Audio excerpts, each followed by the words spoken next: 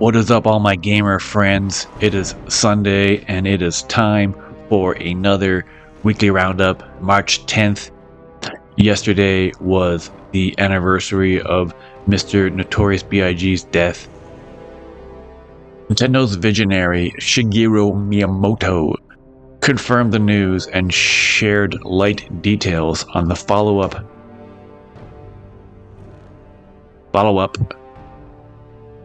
to last year's record-breaking video game adaptation. Record-breaking as in it's made the most money, and I believe it was the second most highest-grossing film of the year after Barbie. According to a social media post, development for the upcoming game is underway. Adaptation, with a release date already set. They've already set a release date for April 3rd, 2026. So that's like over 2 years away already. That seems pretty far away, to be honest. How big a hit it was? Usually people try to pump out sequels as fast as possible. But again, this is Nintendo, and they're like very specific about quality, which is best things about Nintendo.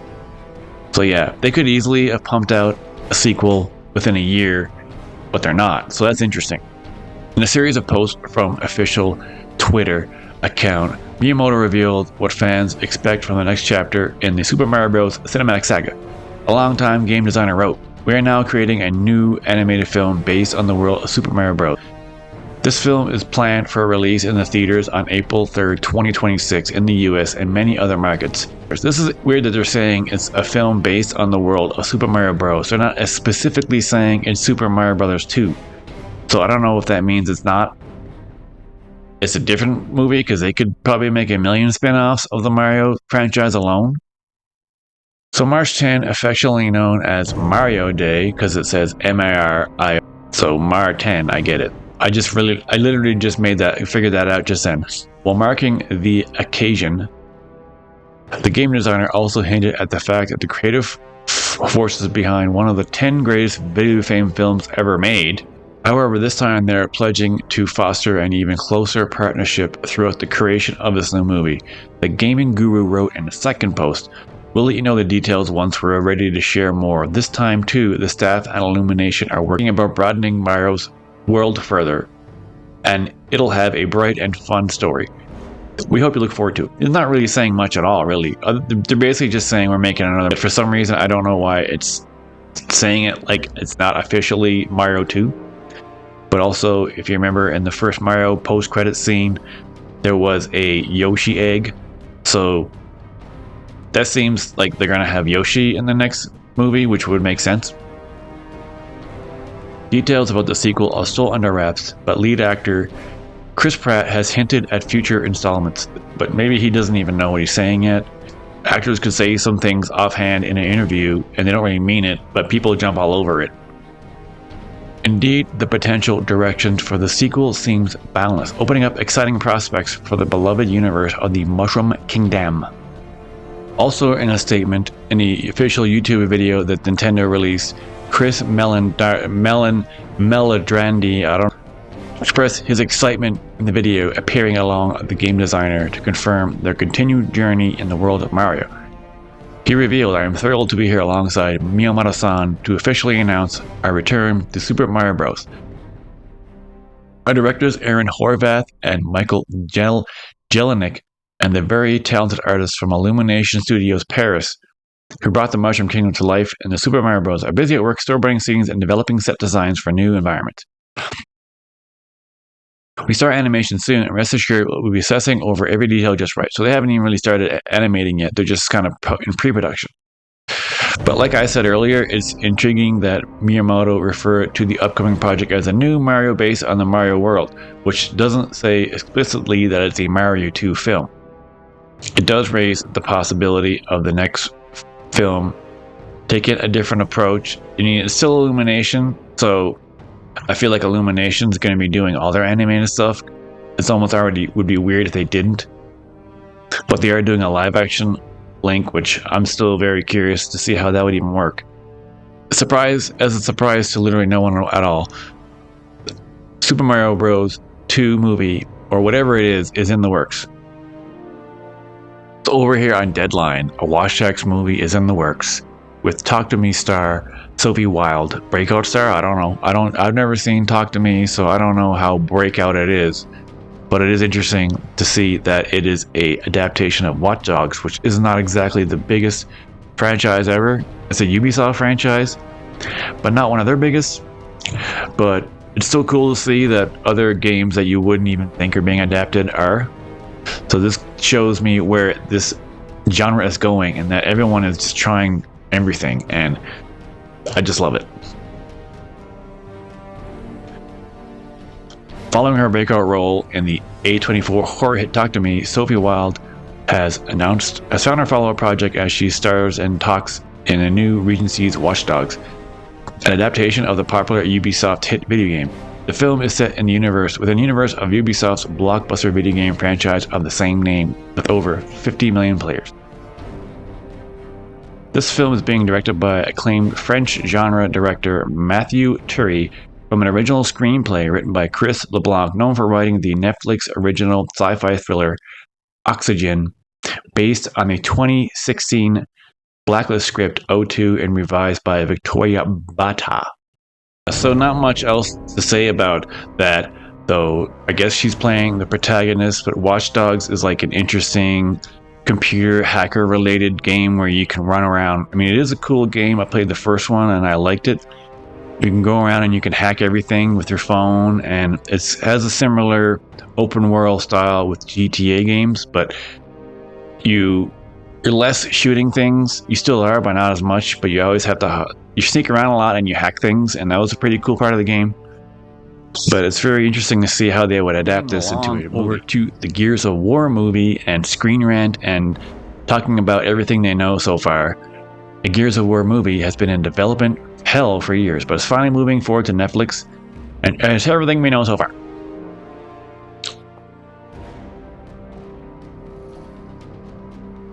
So the summary of what they have so far. So the Gears of War movie, based on the popular game series, will finally be coming to Netflix. So over here, down here, they have the most recent Gears of War movie news. 2023 was largely a bust for major film productions due to the Hollywood strikes, but the latest news is an encouraging script update for Gears of War. Netflix film boss Scott Stuber spoke candidly about the Gears of War and Bioshock movies, shining a light on the progress of the scripts in the immediate aftermath of the strike. We haven't even gotten them, we've done a long treatment, revealed Stuber. But he reassured films that the process is moving forward. That there's still a lot of development to get through for the live-action Gears of War. It's been like in limbo for years, and at one point Len Wiseman was going to direct it. So Underworld and Live Free or Die Hard was pretty sweet. I actually really liked Live Free or Die Hard, aka Die Hard 4. Maybe some people didn't like it, but I actually thought it was pretty dope. Zack Snyder is kind of annoying, but it could work for a Gears of War movie. He's really big into the green screen, so I don't know, that could work. But on to the story, how will the movie adapt the games? How will the movie adapt the games? We don't know yet. This is all them just hypothesizing. The Gears of War movie is not confirmed yet. The Gears of War story is not confirmed yet, but there are a couple of directions the Netflix release could go. The live-action Gears of War on Netflix will most likely directly adopt the first game.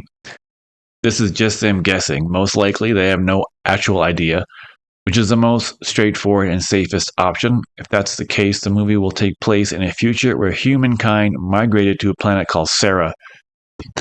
However, subterranean aliens known as the Locusts take issue with the humans colonizing on the planet, colonization of the planet, and they rise from Sera's core and declare war. The war goes on for years. Gears of War jumps into its narrative with Sera in near ruins. The main narrative follows Delta Squad, a group of eccentric fighters led by Marcus Phoenix. This approach for the Gears of War movie plot also easily lays the groundwork for Gears of War 2 and 3. Because they could easily just adapt the game stories and not just take the IP and do something totally different. Using the stories from the games is what the secret, quote-unquote, is to cracking the video game, quote-unquote, curse that I don't think exists anymore. It's totally gone, and the future is bright. An article at Screen Rant about Mr. Jack Black, who's become the video game adaptation guy. His 2025 Super Mario Bros. Replacement faces a new challenge after Bowser's success. Now, this is a cute, confusing title to me. I think it's almost clickbaity because at first I thought they meant they're recasting him as Bowser, but they mean the movie that he's going to be in Minecraft, playing a character different than Bowser. So to me, it read like they're recasting, which would be insane.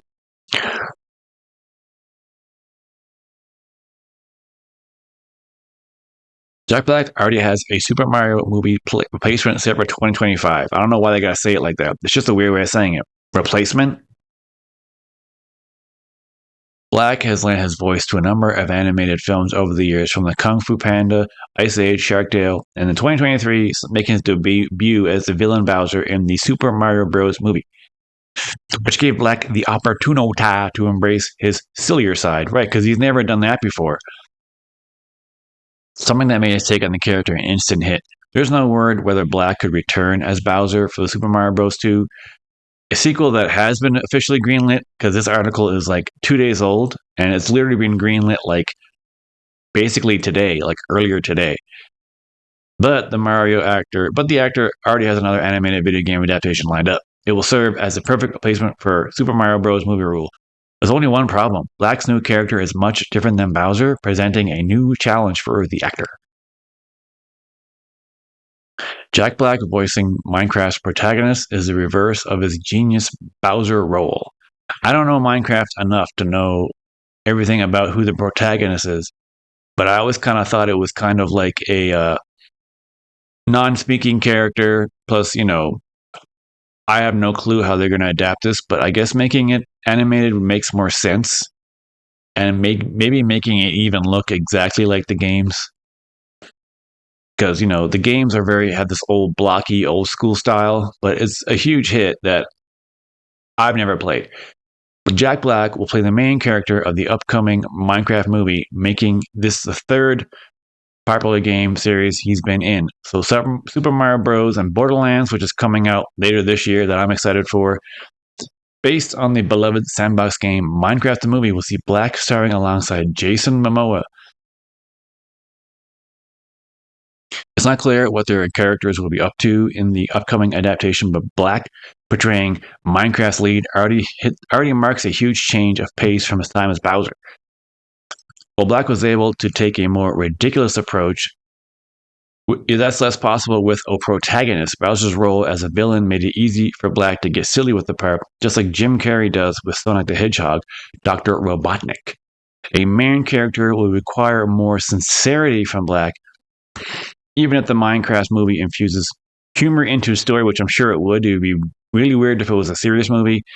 Fans must relate to and root for the film's lead, so Black will need to strike a balance between his signature humor and a more serious tone.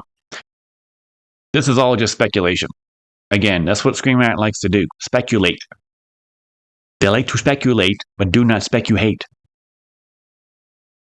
Back to some more Fallout news on Screen Rant. Fallout, aka my most anticipated adaptation so far ever since this new renaissance began. But again, Screen Rant just likes to make articles based on speculation. So basically all they're really saying in this article is that the surprise timeline shift avoids a video game adaptation problem. And the problem they're saying is that it's coming up with its own story, but for a game like Fallout, that kind of does make sense. The Fallout television series features an important timeline shift away from the events portrayed in the original games, which should help the show avoid some common problems. Most adaptations found themselves wrestling with how to translate beloved characters and concepts for film and TV. This is especially true problem for more open-ended games, which is what Fallout is like. This includes role-playing games like Fallout, which has always prided itself on being something of an open sandbox for players to explore and chart their own adventures.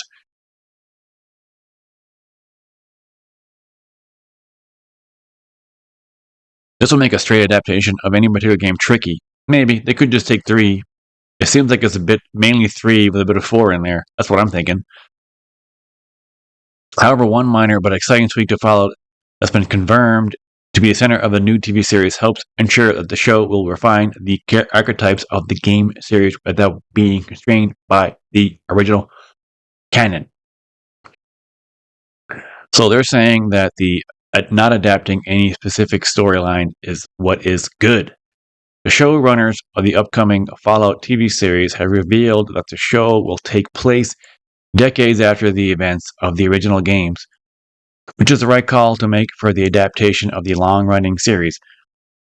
Following the release of the full-length trailer for the show, Fallout co-showrunner Graham Wagner explains that the show takes place 25 years after many of the games. So some of the games take place in far ahead, like 2077, which is, I believe, where 4 takes place. While this seemingly confirms that the show takes place in the same timeline as the original games, it won't be directly remaking any specific characters or storylines for the show's primary story.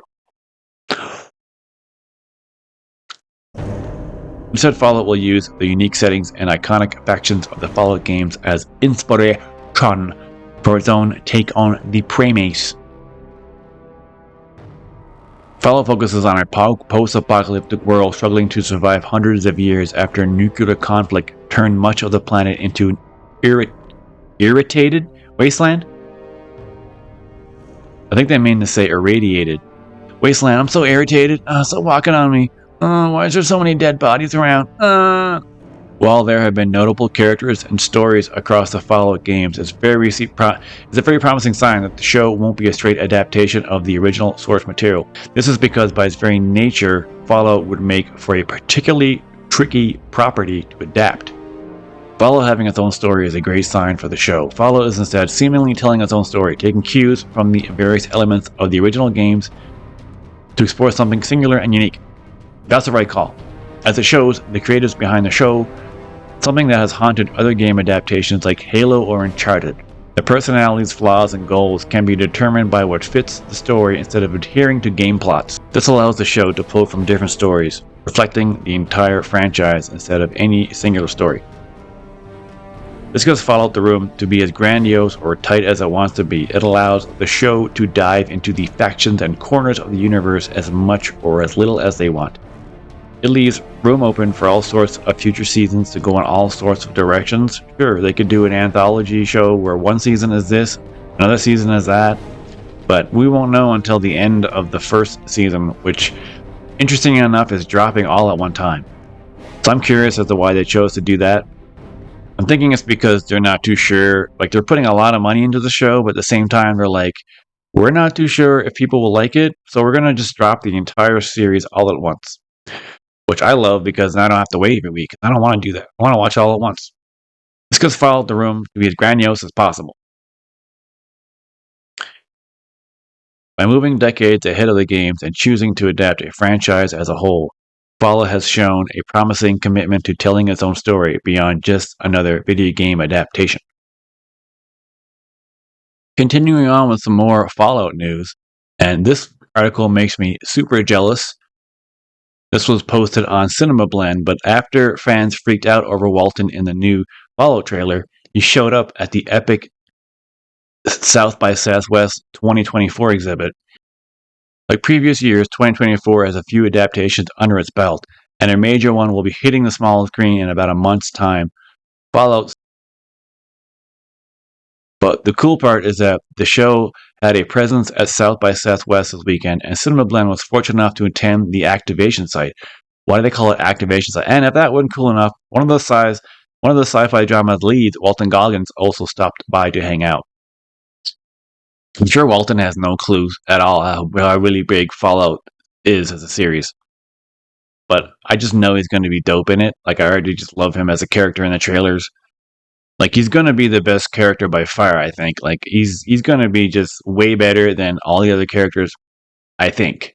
The marketing team put in some serious work for the Fallout activation held at South by Southwest from Friday, March 8th to Saturday, March 9th. Held at the San Jose. So the Hotel San Jose and Austin parking lot was transformed into the settlement of Philly. Okay, so there's a settlement called Philly Don't know if that's been announced. The first settlement that Lucy finds when she first leaves the vault. But I don't know if that's the first time we've heard that Philly is what the name of the settlement is, but yes, it is. That's new information to me. Those who attended were treated to a very detailed post-apocalyptic world creation, and Cinnamabun's own Tiffany Ma attended. Looks very Fallout-y. This person, I don't know if they're just wearing cosplay that looks like Fallout, or they're part of this whole setup. Hard to say. People go all out for cosplay, so it could easily be just a person with cosplay. It was apparently a ton of work, considering the smaller flourishes that were part of the fictional community. The icing on the cake, of course, was the appearance of Walton Goggins, who took time to chop it up with fans, which is just great. I mean, maybe he was paid to do this, but I love him for the fact that he did that. Among those who got to meet him was Tiffany Ma, and you can see their sweet photo below. Okay, so Tiffany Ma. Never heard of her. Yeah, there you go. Ma June's Sundries. That was in the trailer. So Ma June's Sundries. So the name of this city is Philly. Why is it called Philly with an F? I don't know. But there's Mr. Man himself, all suave and shit. Fan favorite actor who plays the dual role of the Ghoul and Cooper Howard on the show also took in the detailed locales that the site had to offer. Joining him at the event was co-star Aaron Mort, who plays Maximus. This guy I have not seen in anything before. You can see the two admiring some of their finer details of the environment in the following snapshot. Walton looking dapper with his shoes. They look pretty worn out, but you know, the guy is styling anyways. The Fallout trailer lays out the series' alternate history, which includes a grungy and futuristic world that the result of advances in nuclear tech following World War II. At the center of the story is a young woman named Lucy who leaves her Fallout shelter called a vault to explore the outside world. Her journey will be dangerous and will include various beings such as the aforementioned Ghoul.